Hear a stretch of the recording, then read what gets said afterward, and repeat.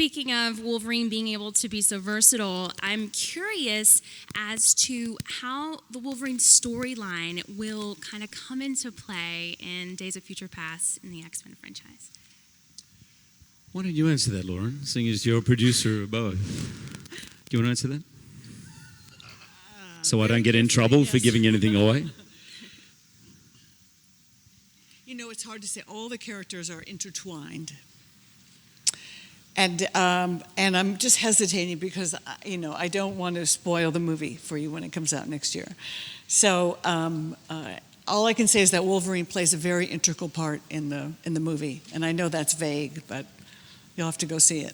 And also, if you stay to the end of the Wolverine, you see a great teaser for Days of Future Past. But it's fair to say, the Wolverine, as he leaves, the character you see at the end of the Wolverine is very much the character who enters Days of Future Past, which, by the way, is a very different character to the beginning of the Wolverine. So it's quite a journey. Fantastic. Thank you. Lauren, this is a question for you.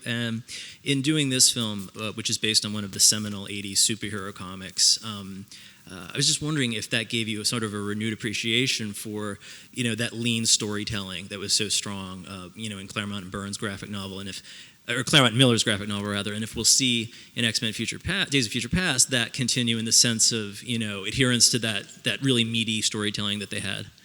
Yeah, I mean, look, we wouldn't be here today if it weren't for them, for Chris Claremont and Frank Miller and Len Wein and all those guys. So they did. They told a lean, mean story in the Wolverine saga, but the Wolverine saga was, was too large in a sense to sort of condense. So we just picked a part of it.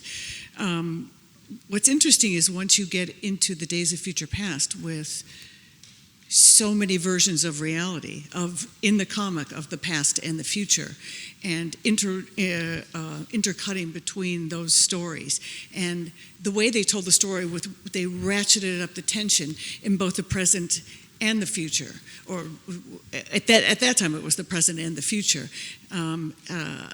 Were it not for them actually building original characters with flaws and conflict and grounding them in reality, we would not have made any of these X-Men movies. But because these characters were so real to all of the comic fans, they were easy to bring to life and to attract great actors and directors. Thank you.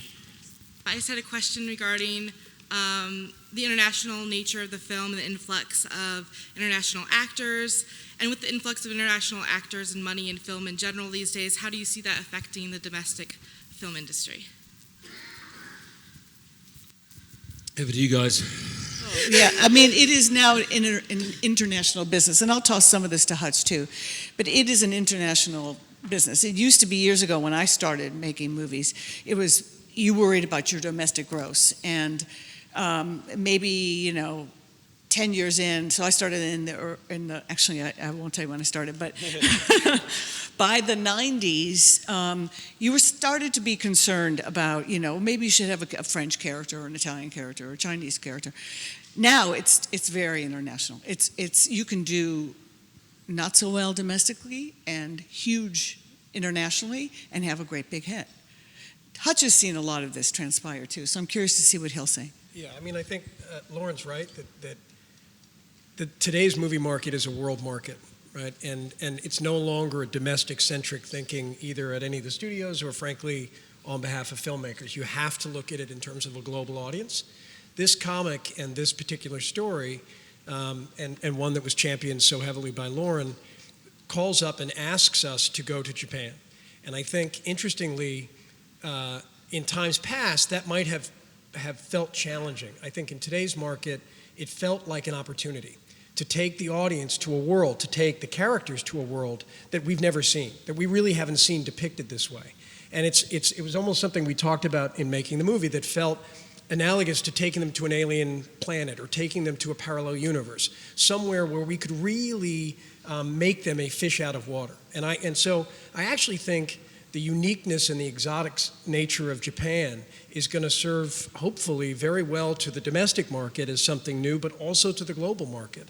The only thing I'd add to all that is that I think that I mean, I don't really think about that so much when I enter a project, is like how I can make it work in 28 marketplaces. But I think that what Hutch and Lauren are touching upon is the idea also that this was a story that took place in Japan.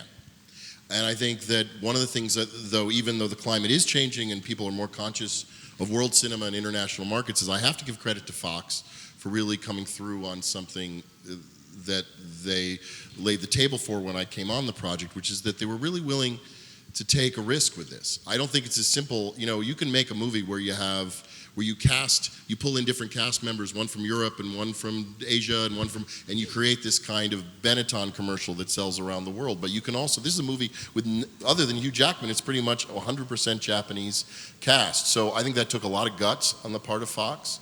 And I think they also let me play a third or more of the movie in Japanese, which I thought also was a very sophisticated way to go.